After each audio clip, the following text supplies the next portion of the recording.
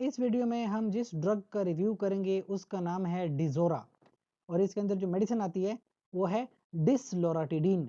Syrup है यानी शरबत है, 60 ml की एक बॉटल होती है और इसके अंदर जो डोज होती है वो 0.5 mg पर ml यानी 1 ml में 0.5 mg की आपको ड्रग मिल रही है डिसलोराटिडीन।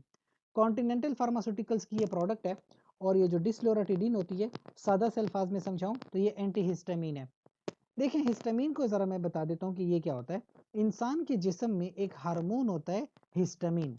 अब ये करता ये है कि इसका एक्शन अक्सर हमारी जिल्द के ऊपर आता है और हमारी जो सांस की नालियां हैं, जो हमारा रेस्पिरेटरी सिस्टम है जहाँ से हम सांस लेते हैं, उसके ऊपर इसका ज़्यादा इफेक्ट आता है। वो ऐसे कि फ़र्ज़ कीजिए किसी को एलर्जी हो गई, कोई बाग में गया था और उसको पोलन एलर्जी हो गई, किसी को डस्ट से एलर्जी हो गई, किसी को कुछ खाने की वजह से एलर्जी हो गई।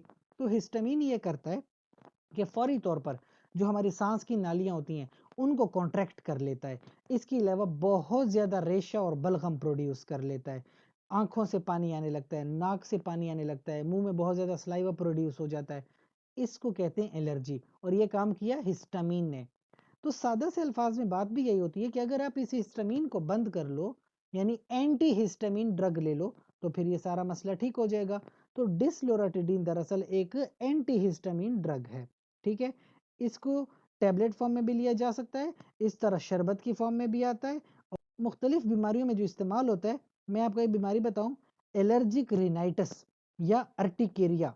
एलर्जिक रिनाइटिस जो होता है ना, वो होती है नाक की बीमारी। इसमें क्या होता है, नाक हमारा बिल्कुल बंद हो जाता है और बहुत ज़्यादा इचिंग होती है हमारे नाक वगैरह पे।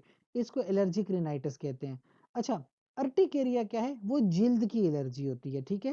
पूरी जिल्द पे मुख्तलिफ जगह रेड रेड हो जाती है, कहीं पे नाखून पड़ गया, कोई कहीं पे कोई मुक्का पड़ गया या कहीं पे आपने ज़रा सा अपने आप की खारिश कर ली तो वो पूरी जगह रेड हो जाती है। इसको अर्टिकेरिया कहते हैं। तो अर्टिकेरिया में भी बड़ी मुफीद ड्रग है और एलर्जिक रिनाइटिस में भी बहुत अच्छी ड्रग है।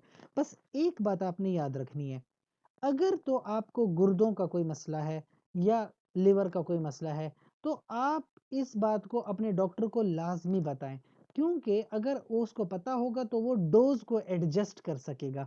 कुछ दवाइयाँ होती हैं जो अगर गुर्दा ख़राब है तो उन दवाइयों की जो डोज होती है उसको बदलना पड़ता है, वरना इंसान को नुकसान हो सकता है। तो अगर आपका ऐसा कोई मसला है तो अपने डॉक्टर को लाजमी बता दें। इसके अलावा जो लोग इस मेडिसिन का इस्तेमाल कर चुके हैं उनकी शिकायत होती है कि ये सर भी दर्द होता है, कभी कभी बुखार की शिकायत आ जाती है, उनको डायरिया हो गया है, उनको खांसी हो गई है।